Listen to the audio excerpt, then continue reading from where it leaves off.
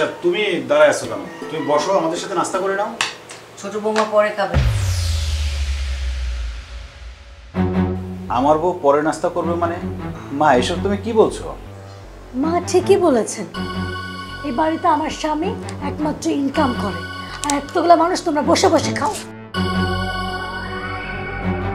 একটা সংসার কিভাবে চলে তোমরা জানো? কত টাকা খরচ হয় প্রত্যেক মাসে তুমি জানো? কোনো চিন্তা ভাবনাও করো না। ভাবি, তুমি কি আমাদেরকে খাবার খোটা দিচ্ছ? তুই যদি সেটা বুঝতি তাহলে এতদিন একটা চাকরি ম্যানেজ করে আমার সাথে এই সংসারে হাল ধরতি। ভাইয়া, আমি তো চাকরি খুঁজছি, আমার কপালে তো কোনো চাকরি জুটছে না। শোনো, চাকরি না হাতের মোয়া না, বললেই পাওয়া যাবে। মামা চাচা ছাড়া কেউ চাকরি পায় না। আমার মামা ছিলেন বলে তোমার ভাই এত বড় চাকরি পেয়েছেন, আর সেজন্য এতগুলো মানুষ তোমরা বসে বসে খেতে পারছো। শোন শফিক, তুই যদি এই ফকিন্নির বাচ্চাটাকে বিয়ে না করে বড় বৌমার খালাতো বোনকে বিয়ে করতি, তাহলে তোরও দুলালের মতো একটা ভালো চাকরি। মা, শেফালি গরিব ঘরের মেয়ে, সেটা ঠিক আছে, কিন্তু আমি তো ওকে ভালোবেসে বিয়ে করেছি। প্লিজ তোমরা কেউ ওকে অপমান করে কোনো কথা বলো না। তুই একটা গরিব মিসকিন ফকিন্নি মেয়েকে বিয়ে করছিস। মা তো সেটাই বলছে, এখানে অপমান করার কি আছে? শোনো, এত মান অপমান আমি কিচ্ছু বুঝি না। আজ থেকে এই বাড়ির সমস্ত কাজ তোমার বউ করবে, এটা আমার অর্ডার। কি? আমার বউ এই বাড়ির সব কাজ করবে? মা, ভাবি এসব কি বলছে? তোর ভাবি ঠিকই বলছে, সে হচ্ছে বড় লোকের মেয়ে, সে কেন কাজ করবে? তাছাড়া এই সংসার তো আমার একার রোজগারেই চলে। শোন শফিক, তুই যতদিন না পর্যন্ত দুলালের মধ্যে একটি ভালো চাকরির ব্যবস্থা করতে পারবি, ততদিন পর্যন্ত তোর বউ এই বাড়ির সব কাজ করবে। ঠিক আছে মা, এই বাড়ির যত কাজকর্ম আছে আমি সব একাই করব, আমার কোনো অসুবিধা হবে না। শোনো, তুমি নাস্তা করে নাও, নাস্তা খাওয়া শেষ হলে বাড়ির বাইরে যাও, গিয়ে দেখো কোনো কাজের ব্যবস্থা করতে পারো কিনা। এখন উঠছিস কেন? আমি তো বেকার, যেহেতু সংসারে কোনো ইনকামের সাহায্য করতে পারি না, আমার নাস্তা করার অধিকার একসাথে নাই, আমি পরেই নাস্তা করব। এই ফকিন্নির মেয়ে, হাম্বার মতো দাঁড়িয়ে আছো কেন? বড় বৌমা কি বলেছে? হ্যাঁ, বড় বৌমা বলেছে দুটা ডিম পোস্ট করে আনতে, যাও নিয়ে এসো। ঘরে কি আর কোনো কাজ নেই? আর শোনো, আমাদের খাওয়া হয়ে গেলে তারপর শফিককে নিয়ে খেতে বসবে। দাঁড়িয়ে আছো কেন? যাও।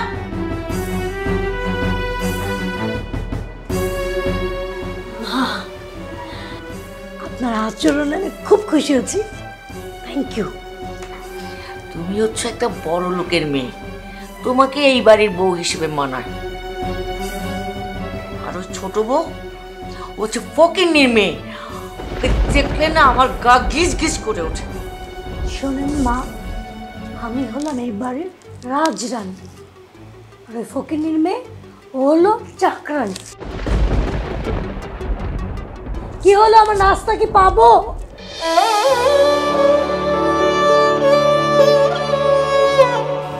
আরে না, আমার আবার কি সমস্যা হবে? আমি ঠিকই আছি। হ্যাঁ হ্যাঁ, তোমরা এসো, বেড়াতে এসো। আচ্ছা আমি এখন রাখতেছি। হ্যাঁ,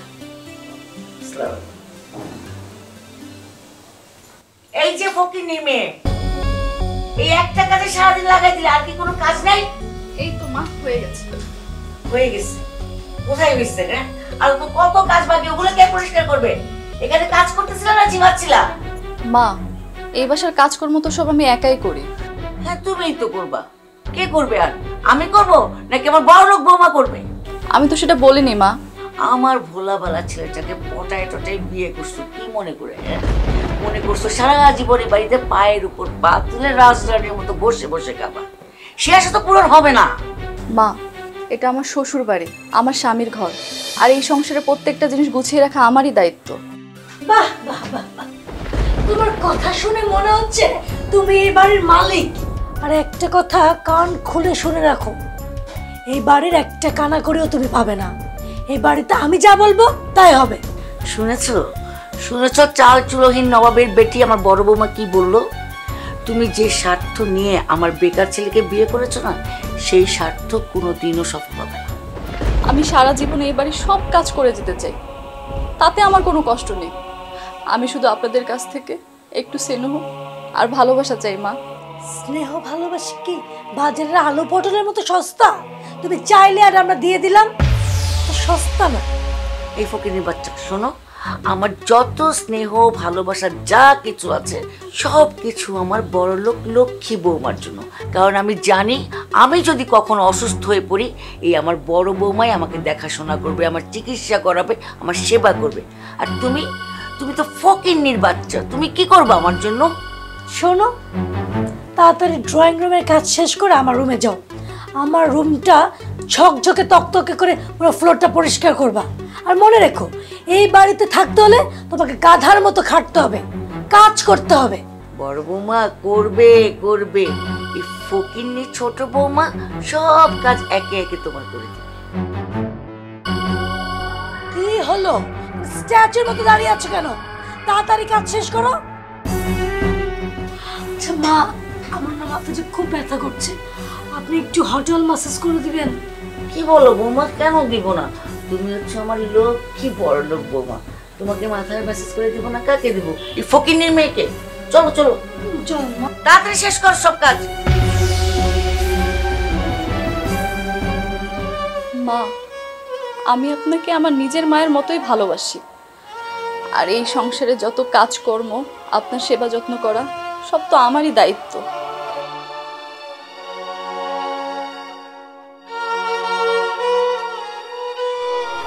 আমি জানি এই সংসারে সবাই তোমাকে গাধার মতো খাটাচ্ছে, কিন্তু আমি কোনো প্রতিবাদই করতে পারছি না। শোনো, এই সংসারে কোনো কাজকর্ম করতে আমার মোটেও কষ্ট হয় না, শুধু খারাপ লাগে কিছু মানুষের আচরণে। আর তুমি এসব বিষয় নিয়ে কোনো গন্ডগোল করো না। বুঝি বুঝি ওরে, সবই বুঝি। শুধুমাত্র আমি বেকার বলে ইনকাম করি না দেখে সব মুখ বুঝে সহ্য করতে হচ্ছে, কিচ্ছু করতে পারছি না। তোমার মায়ের পছন্দের পাত্রীকে বিয়ে না করে আমাকে বিয়ে করা তোমার মোটেও ঠিক হয়নি। তাছাড়া তোমার বাড়ির লোকজন আমাকে বউ হিসেবে কেউ মেনেও নেয়নি। তুমি না এই বাড়ির লোকজনের আচরণে মনে কষ্ট নিও না। এখন একটু মন খারাপ আছে, দেখো একসময় ঠিক সবাই তোমাকে মেনে নেবে, সবাই তোমাকে ভালোবাসবে। এই বাড়ির ছোট বউ হিসেবে তুমি তোমার সম্মানের ন্যায্য জায়গাটা পাবা। তুমি একটা শিক্ষিত মানুষ, তুমি দিনের পর দিন এভাবে বাসায় বসে থাকলে সবাই তোমাকে অকর্মার ঢেকি বলে ধিক্কার দিবে। তুমি যেভাবেই হোক বাইরে গিয়ে ছোট কাজ হলেও একটা কাজের ব্যবস্থা করো। আমি তো গরু খোঁজার মতো চাকরি খুঁজছি, কিন্তু কোথাও কোনো কর্ম খালি নেই। বিভিন্ন অফিস ঘুরতে ঘুরতে আমি বড় টায়ার্ড হয়ে গেছি। কি করবো আমি নিজেই বুঝতে পারছি না। সব জায়গায় শুধু সিভি জমা দিচ্ছি, কিন্তু কোথাও থেকে কোনো রেজাল্ট আসছে না। তো শোনো, তুমি এভাবে ভেঙে পড়ো না, দেখবে উপরওয়ালা তোমার ভালো কোনো কর্মের ব্যবস্থা করে দেবে। জানো, আজ সারাটা দিন চাকরি খুঁজতে খুঁজতে আমার পা দুটো না খুব ব্যথা হয়ে গেছে। কি বলো তুমি? তাই আমি তোমার পা দুটো টিপে দিই? না না, তুমি সারাদিন এমনিতেই বাড়িতে প্রচুর কাজ করো, এরপরে আমি আর এক্সট্রা কষ্ট দিতে চাই না। আমি গরিব ঘরের মেয়ে, ছোটবেলা থেকে অনেক দুঃখ কষ্টই আমার সয়ে গেছে। এখন আর কোনো কষ্টই আমার কষ্ট মনে হয় না। তোমার পা দুটো দাও তো, আমি টিপে দিই। আরে না না, থাক না। আরে দাও তো, দাও।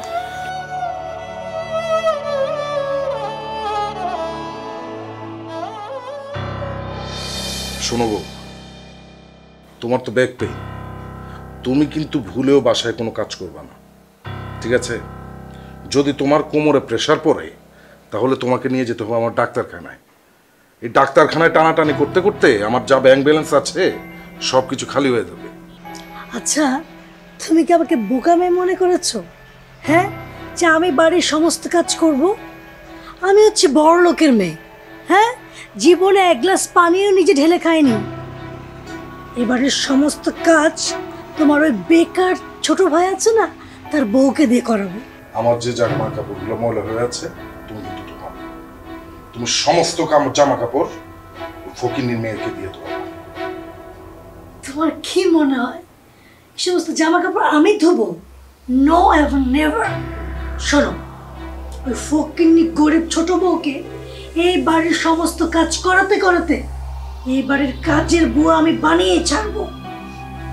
জিনিসপত্রের দাম যে হারে বাড়ছে, এ বাসার কাউকে আর বসেই খাওয়ানো যাবে না। তুমি আগামীকাল থেকে মাকে দিয়েও বিভিন্ন কাজ করো। তোমার মাকে আমি বসিয়ে বসিয়ে খাওয়াই? জি না, তাকে আমি বিভিন্ন কৌশলে ছোটখাটো অনেক কাজ করাই। কি ছোটখাটো কাজ করে নিচ্ছ? তুমি মাকে দিয়ে সব ধরনের কাজ করাবে, আর আমার ব্যস্ততায় মায়ের এই কাজগুলো তোমাকে অনেক হেল্প করবে, তোমার প্রেশার কমিয়ে দিবে। তোমার মা বলেই তো আমি তাকে বিভিন্ন রকম ছাড় দিই, কিন্তু এখন যেহেতু তুমি আমাকে পারমিশন দিয়েছই, আগামীকাল থেকে বিভিন্ন কৌশলে অনেক বড় বড় কাজ তাকে দিয়ে আমি করাবো। গুড। শোনো, এই যুগে যে নিজের স্বার্থ বোঝে না, সে কখনো বড় হতে পারে না। জানো, এই যে তুমি আমাকে এত সুন্দর করে বুঝো, আমাকে কষ্ট দিতে চাও না, এটাই না আমার বেশি ভালো লাগে।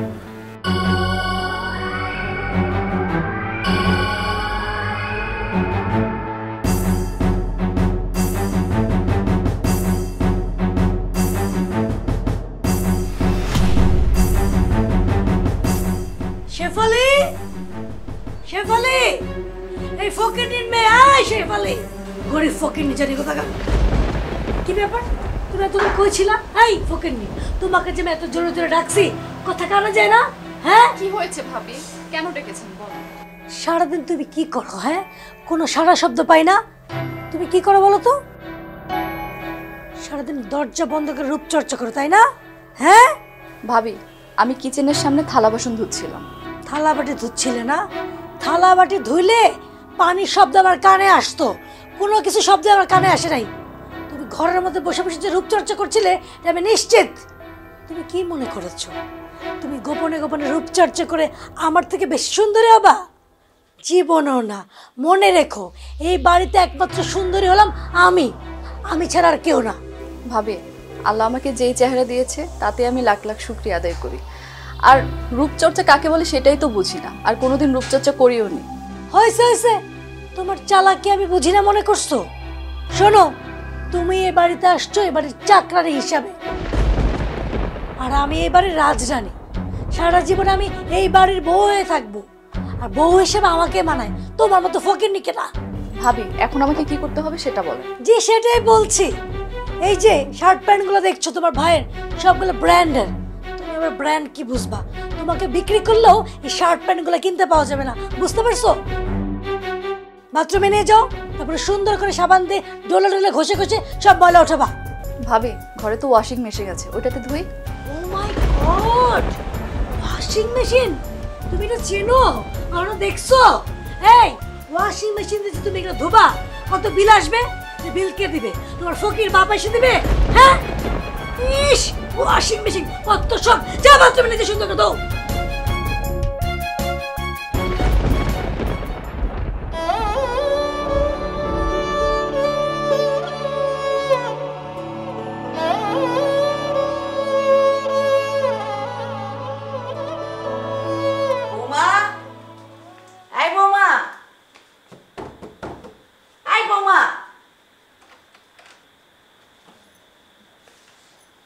মা, আপনি কিছু বলবেন?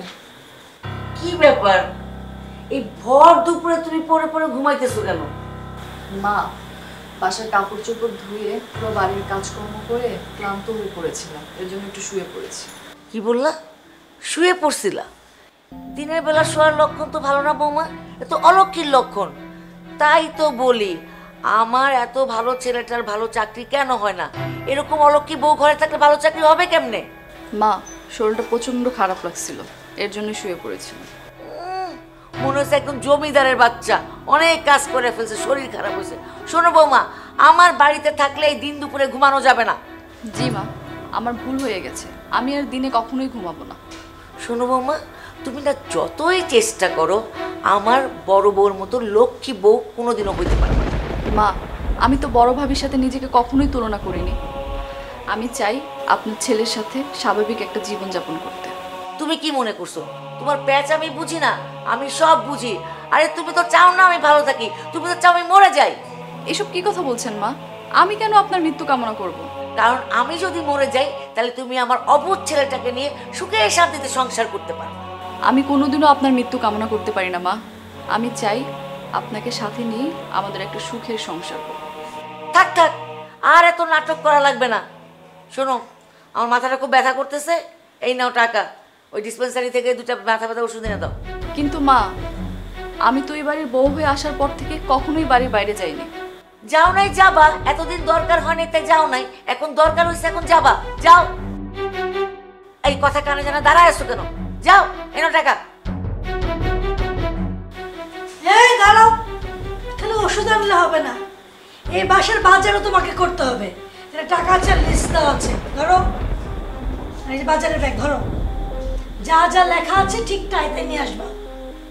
ভাবি, আমি বাজারে যাব? তো অবাক হওয়ার কি আছে?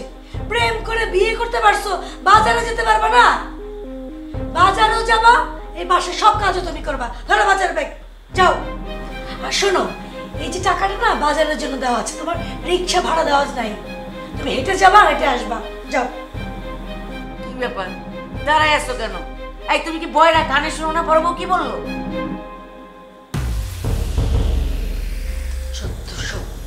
শোনেন মা, আপনার বড় ছেলের একা ইনকামে সংসার চলে, হ্যাঁ?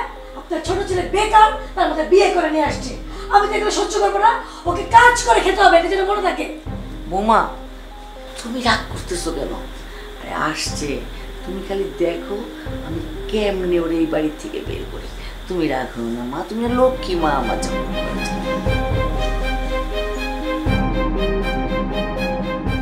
এই অবস্থায় যদি আমি বাজারে যাই, তাহলে বাজারের লোকজন কি বলবে?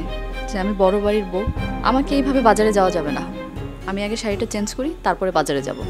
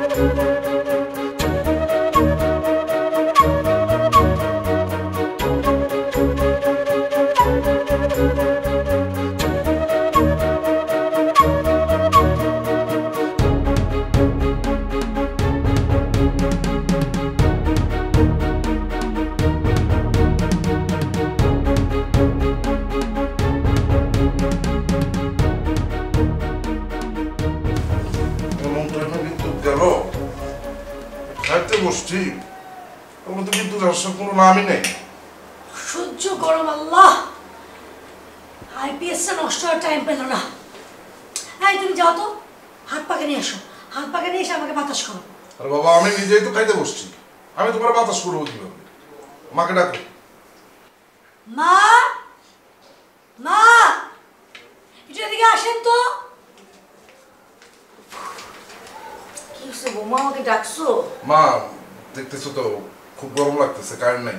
তুমি একটা কাজ করো, একটু হাত পাখাটা নিয়ে আসো তো। আচ্ছা, আনতেছি। তাড়াতাড়ি নিয়ে এসেন, খেতেই পারবো না কিছু, অসহ্য। মাই গড। না বৌমা। আরে মা, দেখছো না ও খাচ্ছে, তুমি একটু বাতাস করে দাও। আমি? হ্যাঁ, সমস্যা কোথায়? বাতাস করো। কি হলো মা, আপনি দাঁড়িয়ে আছেন কেন? পাখা দিয়ে জোরে জোরে বাতাস করেন। ঠিক আছে বৌমা, তুমি আরাম করে খাও, আমি বাতাস করি।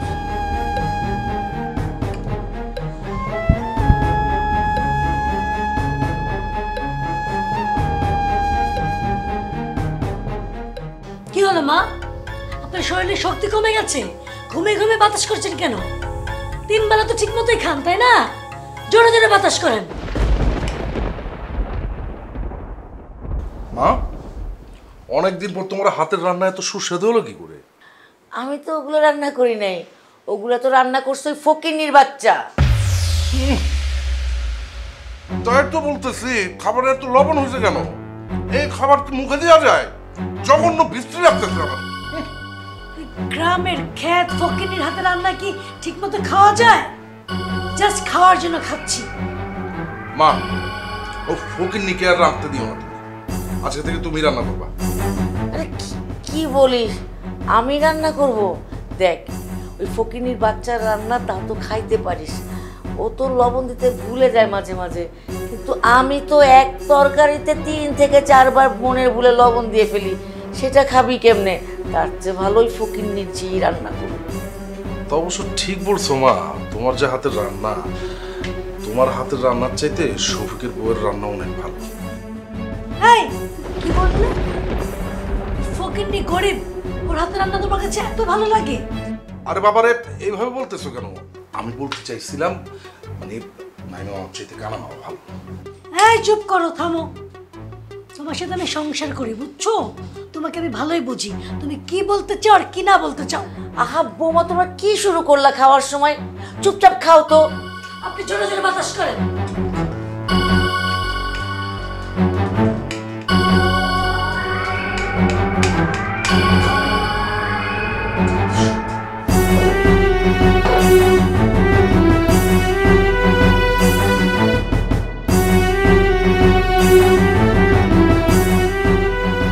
কি ব্যাপার মা, তুমি কাকে বাতাস করছো? দেখছো না আমি গরমে ঘেমে গেছি, খেতে পাচ্ছি না। বাতাস করো। আরে বাবা, আমাকে বাতাস করতে বলছি।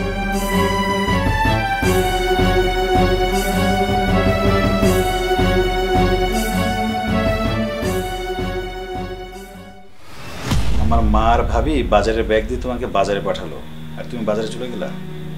শোনো, আমরা দুইটা মানুষ এই সংসারে বসে বসে খাই, তার বিনিময়ে তো এই সংসারে কিছুই করতে পারছি না।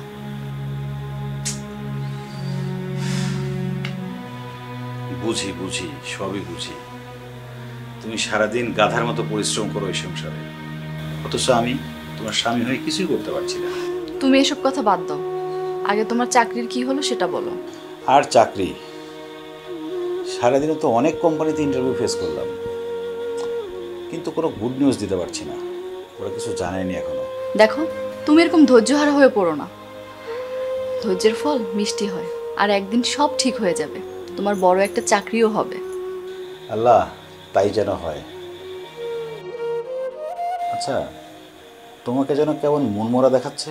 জানো, আমি তোমার মাকে আমার অন্তর থেকে ভালোবাসি, কিন্তু তোমার মাকে কি বলে জানো? আমি নাকি তার মৃত্যু কামনা করি। এই কথা শোনার পর থেকে আমি ভীষণভাবে কষ্ট পেয়েছি। নিশ্চয়ই তোমার আচরণে মা কষ্ট পেয়েছে, তাই এই কথাগুলো বলেছে। এসব তুমি কি বলছো? আমি তোমার মাকে কোন স্বার্থে কষ্ট দিব বলো? দেখো, আমার মায়ের মুখে যদি কখনো শুনি যে তোমার আচরণে মা কষ্ট পেয়েছে, সেই দিনই কিন্তু তোমাকে এই বাড়ি থেকে বের করে দেবো। কি বললে তুমি? তুমি আমাকে এই বাড়ি থেকে বের করে দিবে? এই কথা তুমি বলতে পারলে? দেখো, সারাদিন অনেক পরিশ্রম করেছি, এই জ্ঞান জ্ঞান শুনতে আর ভাল লাগছে না, মাথাটা অনেক ধরেছে। চুপ করো তো। আমার শাশুড়ি মাকে আমি আমার নিজের মায়ের থেকেও বেশি ভালোবাসি, আর তার বিনিময়ে আমি কিছুই পেলাম না। এখন দয়া করে একটু চুপ করো।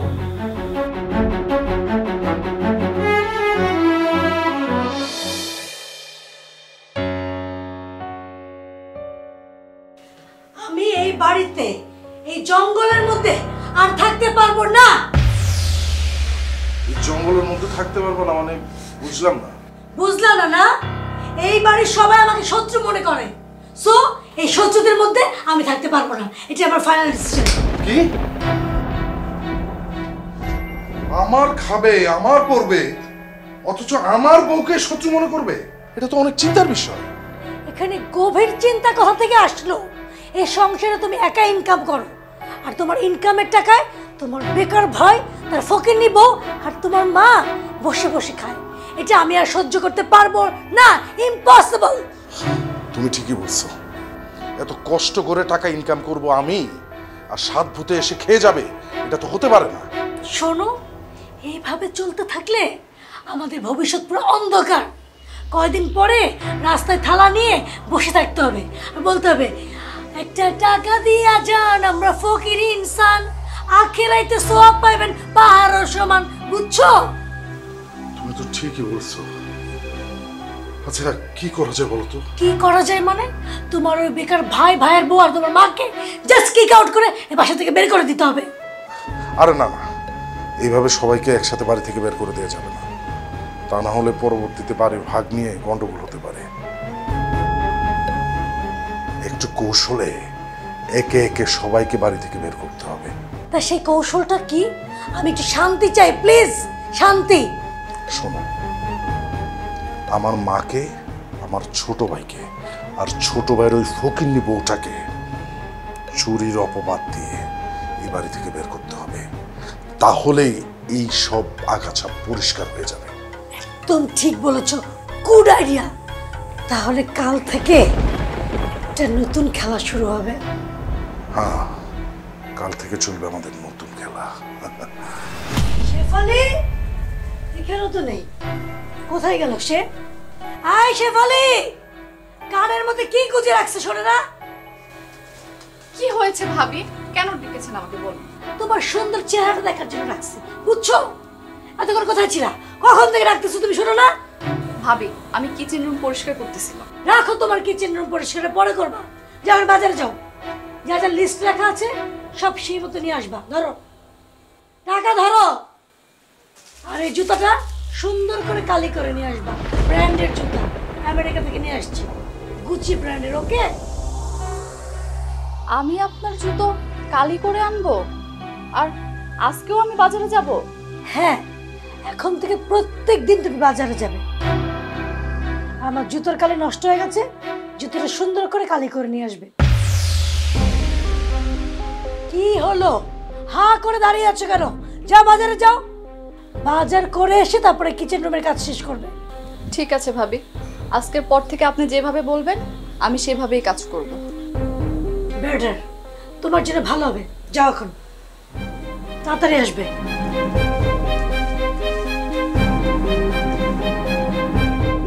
মা, মা, মা। বৌমা, আমাকে তুমি ডাকছো? জি মা, আমার বাথরুমটা একটু পরিষ্কার করে দেবেন, অনেক পিছলা হয়ে গেছে। বৌমা বলো কি তুমি? আমি বাথরুম পরিষ্কার করব? হ্যাঁ মা, আপনাকেই বলছি। আপনি তো জানেন আমার ব্যাক পেন, ওটা পরিষ্কার করতে গেলে যদি আমার ব্যাক পেন ওঠে, আবার হঠাৎ যদি পিছলা খেয়ে পড়ে যায় তখন তো সবই যাবে, আমার হাড়ও ভেঙে যাবে। এই জন্য বলছি কি, আপনি যদি একটু পরিষ্কার করে দিতেন খুব ভালো হতো। বৌমা, আমারও তো সারাটা দিন ধরে মাথা ব্যথা, আমি না পারবো না। তার চেয়ে বরং ওই ফকিন্নি বাচ্চা আছে না, ওরে দিয়ে ধোয়াও না। গরিব ফকিন্নিকে তো আমি বাজারে পাঠিয়েছি বাজার করার জন্য, আর আমার ব্র্যান্ডের জুতোটা কালি করার জন্য পাঠিয়েছি। আপনি যদি বাথরুমটা পরিষ্কার করে দিতেন মা, আমি না খুব খুশি হতাম। ঠিক আছে বৌমা, তুমি যখন এত করে বলছো তাহলে আমি পরিষ্কার করে দিই। মা শোনেন, বাথরুমে হারপিক রাখা আছে, তারপর ব্লিচিং পাউডার আছে, সুন্দর করে ঘষবেন যাতে একদম ফকফকে হয়ে যায়। হ্যাঁ মা?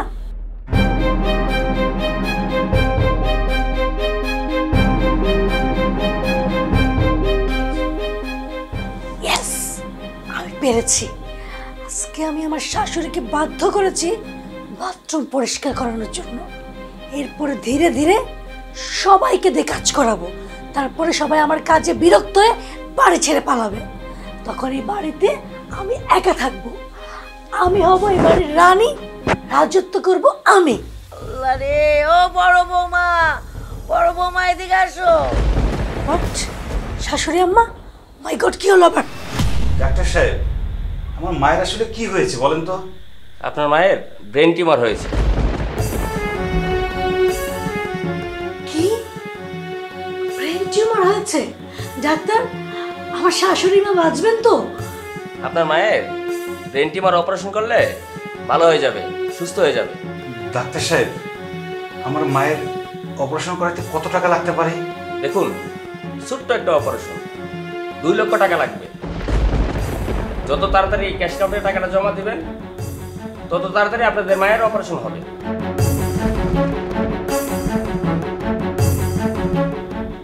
আমি একজন বেকার মানুষ, আমি 2 লাখ টাকা কোথায় পাবো? মায়ের ব্রেন টিউমার অপারেশনের জন্য 2 লক্ষ টাকা লাগবে? হ্যাঁ লাগবে। শোনো, তুমি যেভাবেই পারো 2 লাখ টাকার ব্যবস্থা করো, মায়ের ব্রেন অপারেশন করতে হবে। 2 লাখ টাকা?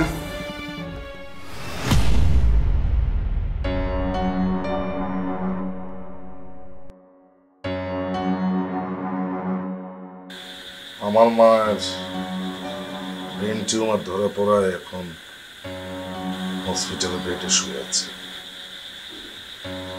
তার অপারেশনের জন্য প্রায় 2 লক্ষ টাকা লাগবে। ব্যাংকে কিছু টাকা জমা রেখেছিলাম, কিন্তু ভেবেছিলাম এই টাকা দিয়ে একটা নতুন মডেলের গাড়ি কিনবো, কিন্তু এখন তো যা দেখছি অপারেশনের পেছনে আমার সব টাকাই লেগে যাবে। এখন দরকার হলে তো খরচ করতেই হবে, আফটার অল সে তোমার মা। আর তুমি যদি এখন তার ট্রিটমেন্ট না করো, মানুষ তো তোমাকে খারাপ বলবে। হ্যাঁ, তুমি ঠিকই বলেছ। মায়ের চিকিৎসা করানোটা তো আমার দায়িত্ব। আমারও তো কত শখ ছিল, গত মাসে একটা গয়নাও কিনবি, এই মাসে একটা ডায়মন্ডের সেট কিনবি, সেটাও মনে হয় কেনা হবে না। আরে বাবা, এত ধৈর্য হয় না তো, একটু ধৈর্য ধরো। আমি তোমার মনের সব আশা পূরণ করবো। আগে মাকে একটু সুস্থ হতে দাও। সেটাই দেখো, যেটা ভালো মনে হয় সেটাই করো। আমি তোমাকে কোনো কিছুতে বাধা দিব না। চাও খেতে ইচ্ছা করছে না, কেমন যেন লাগছে।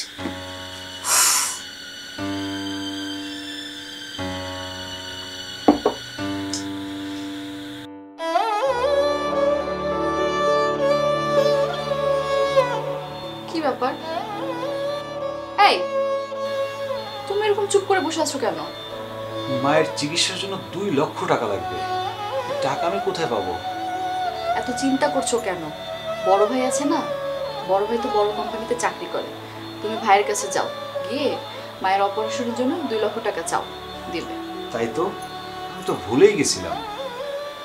ভাইয়ের কাছে তো অনেক টাকা আছে, সেখান থেকে তো মায়ের চিকিৎসার জন্য 2 লাখ টাকা সে দিবেই।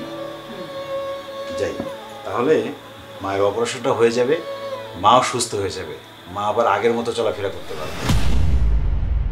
বৌমা, বাবা দুলাল, হঠাৎ করে না আমার মাথাটা খুব ব্যথা করতেছিল। তারপর আপনি অজ্ঞান হয়ে বাথরুমে পড়ে গিয়েছিলেন মা। তারপরে আমরা সবাই ধরে আপনাকে হাসপাতালে নিয়ে যাই, ওখানে আপনার এমআরআই করা হয়, তারপরে ধরা পড়ে আপনার ব্রেন টিউমার হয়েছে, তারপরে আপনার অপারেশন করা হয়েছে, এখন আপনি সুস্থ আছেন। বলো কি, আমার টিউমার হয়েছিল ব্রেনে? হ্যাঁ মা, কিন্তু তুমি চিন্তা করো না, তুমি এখন পুরোপুরি সুস্থ। হ্যাঁ বাবা, আজকে আমার বড় বৌমা, তুই আমার পাশে ছিলি বলেই আমি এই দিন দেখতে পাচ্ছি। আমার বড় বৌমাই আমার কাছে সব। মা, আপনি যখন হাসপাতালে ছিলেন, আপনার সুস্থতার জন্য আমি কত যে কেঁদেছি, কত আল্লাহর কাছে বলেছি, আল্লাহ আমার মাকে তুমি সুস্থ করে দাও। আল্লাহ আমার কথা রেখেছেন মা, আপনি সুস্থ হয়ে বাসায় আসছেন। আম্মা, মা, আমি তোমার জন্য 2 হাত তুলে অনেক দোয়া করেছি। তোমার অপারেশন সাকসেসফুল হয়েছে, তুমি আমাদের মাঝে আবার ফিরে এসেছো। আল্লাহর কাছে লাখ লাখ শুকরিয়া। বড় বৌমা, বাবা দুলাল, তোরা আমার অপারেশনের টাকা দিয়ে আমাকে নতুন জীবন দিয়েছিস। আজকে বৌমা না থাকলে, তুই না থাকলে আমি এই দিনটা দেখতে পারতাম না রে বাবা। মা, তুমি বেশি কথা বলো না তো, ডাক্তার বলেছে তোমাকে কয়েকদিন বেড রেস্ট নিতে। হ্যাঁ মা, আপনি এখন থেকে কোনো কাজ করবেন না, আপনি বেড রেস্ট করবেন, আমি রান্না করে আপনাকে খাওয়াবো। শফিক, তুই তোর এই ফকিনি বউকে বল আমার সামনে থেকে চলে যেতে। এই কুফা বউয়ের মুখ আমি আর দেখতে চাই না। মা, তুমি শেফালিকে চলে যেতে বলছো? তোর এই বউ মনে মনে আমার মৃত্যু কামনা করে। আমি তোর কাছে শত্রু। তুমি ঠিকই বলেছো মা, তুমি অসুস্থ হওয়ার পরে আমার এই বউ তোমার এই বড়লোক বৌমার মতো কান্নাও করেনি, আবার তোমার এই চাকরিজীবী ছেলের মতো 2 হাত তুলে দোয়াও করেনি। শফিক, তোর ফকিন্নি বউর বিষটা তো আমি অনেক আগেই দেখে ফেলেছি। শোন বাবা, কুকুরের পেটে ঘি হজম হয় না, তেমন এই তোর ছোট লোক বউকে এই বাড়িতে মানায় না। মা, যেই বাড়িতে তোমার বড়লোক বৌমা আছে সেই বাড়িতে আমার নিঃস্বার্থ বউ কখনোই আপন হতে পারে না। ঠিক বলেছিস। আজকে যদি আমার বড় ছেলে বড় বৌমা আমার অপারেশনের টাকা জোগাড় না করতো তাহলে আমি বাঁচতাম না। ওরা আমার অপারেশনের টাকা জোগাড় করেছে বলে আমি আজকে বেঁচে আছি। আমার বড় বৌমাই আমার কাছে শোন। মা, তোমার অপারেশনের টাকা জোগাড় করার জন্য তোমার এই চাকরিজীবী বড় ছেলে আর এই বড়লোক বড় বৌমা কি করেছে তুমি কি একটু শুনবা? শোনো। এখানে 1 লাখ টাকা আছে, এখানে 1 লাখ 2 লাখ। আই গত মাসে তুমি আমাকে একটা জুয়েলারিও কিনে দাও। এই মাসে আমি একটা নতুন ডায়মন্ডের সেট দেখেছি, ওটা আমি কিনবই। আরো 50,000 টাকা লাগবে, যে 2.5 লক্ষ টাকা দাম। আরো 50,000? দাও না প্লিজ, আমি কিনবো। ঠিক আছে। Yes!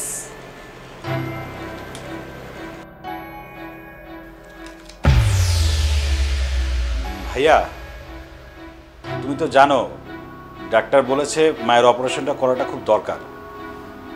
যদি 2 লাখ টাকার ব্যবস্থা করো তাহলে অপারেশনটা করানো যায়। হ্যাঁ, মায়ের অপারেশনের জন্য তো টাকা দেয়,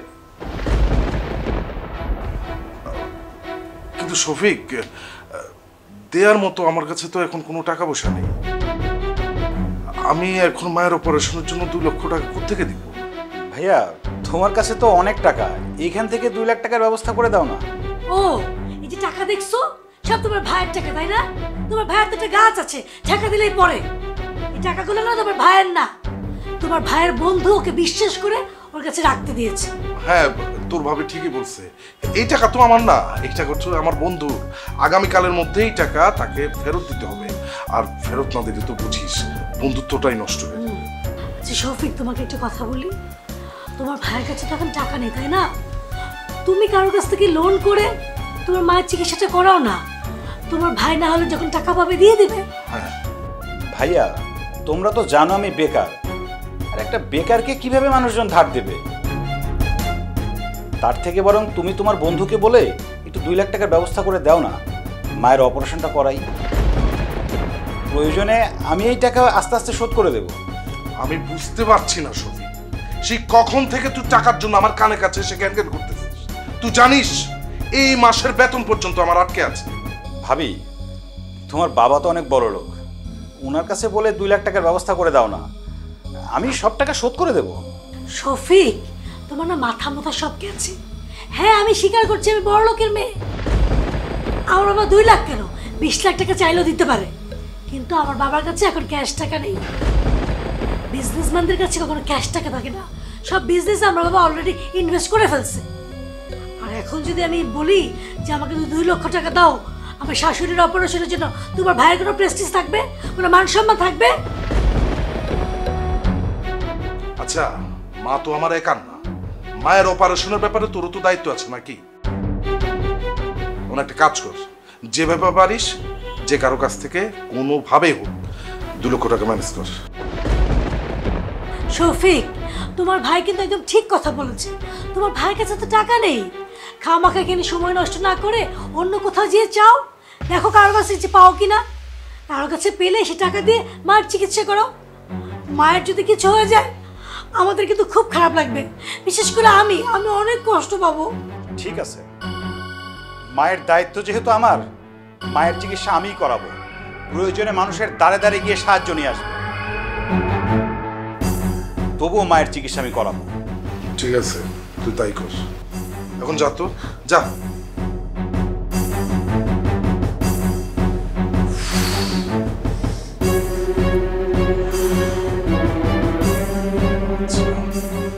মায়ের অপারেশনের টাকার প্রেসার থেকে আপাতত বাঁচলাম। এই, তোমার তো এই অল্প কয়েকটা টাকা না, তাই না? তোমার তো সিন্ধুকে অনেক টাকা আছে, ওগুলো নিয়ে আসো না, এরকম ছড়া ছিটে রাখো, হ্যাঁ মানুষ দেখো, তারপরে চুরি হয়ে যাক, তখন তুমি বুঝবা। মানে আমি এখন গিয়ে দেখবো।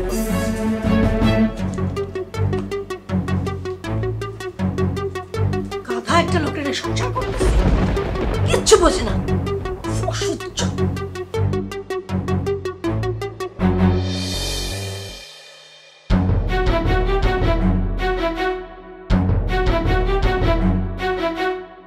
আর আমার বউ কি করেছে সেটাও শোনো। মায়ের অপারেশনের জন্য ভাই কি টাকা দিয়েছে? ভাই ভাবি কেউ কোনো টাকাই দিতে পারবে না। মা হাসপাতালের বেডে অপারেশনের অপেক্ষায় শুয়ে আছে, তাহলে মার এখন কি হবে? বড় ভাই এত বড় চাকরি করে, কিন্তু মায়ের অপারেশনের জন্য মাত্র 2 লক্ষ টাকা দিল না। আমি এখন মায়ের অপারেশন কিভাবে করাবো? তোমার বড় ভাই মায়ের অপারেশনের জন্য কোনো টাকাই দিতে পারলো না, তাই বলে আমার শাশুড়ি মা মারা যাবে? আমি এটা হতে দিতে পারি না। আমি একটা বেকার ছেলে, আমার কাছে জমানো 2টা টাকাও নাই। আমি এখন 2 লাখ টাকা কোথায় পাবো বলতে পারো? শোনো, তুমি চিন্তা করো না, দেখি কি করা যায়।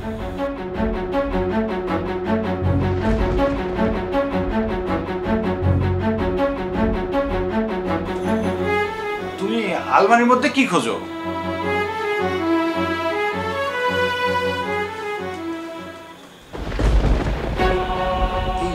এত দামি গয়না তুমি কোথায় পেলে? এগুলো ধরো, ধরো। কোথায় পেয়েছো এগুলা? এই গয়নাগুলো আমার মায়ের সূত্র থেকেই পাওয়া, কিন্তু এই গয়নাগুলো আমি কখনোই ব্যবহার করিনি। তুমি এই গয়নাগুলো বিক্রি করে মায়ের চিকিৎসার ব্যবস্থা করো। তুমি এসব কি বলছো? আমি তো কিছুই বুঝতে পারছি না। তুমি তোমার মায়ের স্মৃতি, এত দামি গয়না তুমি বিক্রি করে দিতে বলছো আমার মায়ের চিকিৎসার জন্য? ভাগ্যে থাকলে এইসব গহনা অনেক কিনতেও পারবো, পড়তেও পারবো, আর মা একবার গেলে সেই মাকে আর ফেরত পাওয়া যাবে না। তুমি এসব নিয়ে কোনো চিন্তা করো না, তুমি যাও গয়নাগুলো বিক্রি করে তাড়াতাড়ি মায়ের চিকিৎসার ব্যবস্থা করো। যে মা তোমাকে এখনো বাড়ির বউ হিসেবে মেনেই নিতে পারে নাই, তুমি তার চিকিৎসার জন্য তোমার এই শেষ সম্বলটুকু বিক্রি করতে বলছো? মা অসুস্থ থাকলে সন্তানেরা মায়ের সেবা করবে, এটাই তো স্বাভাবিক। আর তুমি এসব চিন্তা বাদ দাও, যে গয়নাগুলো দিলাম এগুলো বিক্রি করে মায়ের চিকিৎসার ব্যবস্থা করো।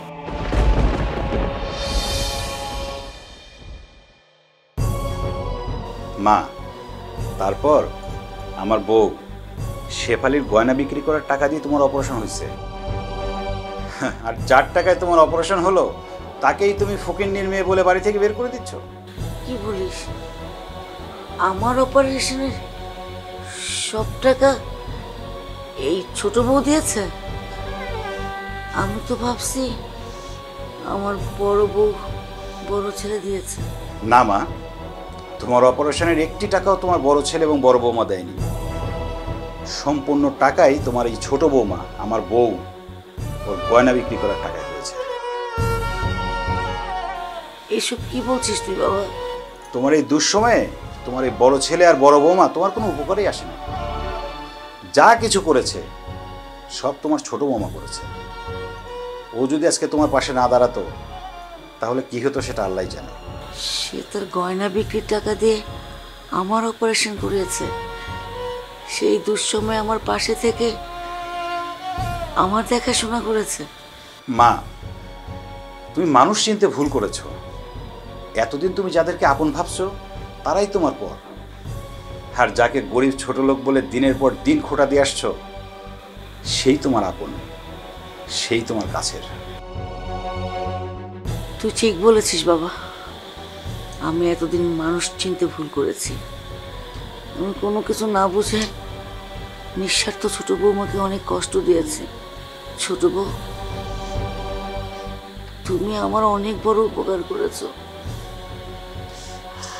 আমি তোমার সাথে অনেক খারাপ ব্যবহার করেছি, আমাকে তুমি মাফ করে দিও। মা, মেয়ে হয়ে মায়ের অপারেশনের জন্য আমি যেটা করেছি সেটা আমার কর্তব্য ছিল। আর আমি তো আপনার মেয়ে, আমার কাছে কেন আপনি মাপ চাইছেন বলেন? আমি যা করেছি সেটা আমার দায়িত্বের জায়গা থেকে করেছি। বৌমা, আমার 2 সন্তান এতদিন যা করতে পারেনি, তুমি অন্য বাড়ির একটা মেয়ে হয়ে সেটা করলে। অথচ দেখো আমি তোমার উপরে কত অত্যাচার করেছি। আজ থেকে তুমি হবে আমার এই বাড়ির রাজরানী। মা, আপনি এটা কি বলছেন? চুপ করো, আর একটা কথা বলবে না। দুলাল, তুই তোর এই স্বার্থপর বউকে নিয়ে আমার চোখের সামনে থেকে দূর হ। এক্ষুনি বের হ। চলো, মা এখন আমাদের কোনো কিছু সহ্য করতে পারবে না, এখানে আমাদের থাকার কোনো দরকার নেই। আসো। বৌমা, আমার কাছে এসে বসো।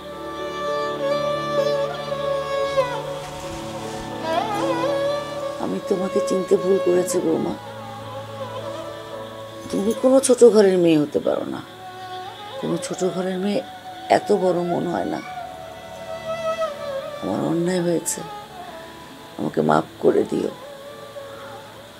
আজ থেকে তুমি এই বাড়ির নিঃস্বার্থ বৌমা। মা, সবার জন্য একটা নতুন খুশির সংবাদ আছে। নতুন খুশির সংবাদ? আজ থেকে না আমি আর বেকার নেই। আমার অনেক বড় একটা কোম্পানিতে চাকরি হয়েছে, মাল্টিন্যাশনাল কোম্পানি। আর বেতন কত জানো? 1 লক্ষ টাকার উপরে। আরও অনেক সুবিধা আছে। আলহামদুলিল্লাহ বাবা, তোর চাকরির কথা শুনে আমি অনেক খুশি হয়েছি। মা, আমার কাছে আরেকটি খুশির সংবাদ আছে। তোমার কাছে আবার কোন খুশির সংবাদ বৌমা? আপনার ছেলে বাবা হতে চলেছে, আর আপনার দাদি। কি? আলহামদুলিল্লাহ। আমি বাবা হব? আলহামদুলিল্লাহ।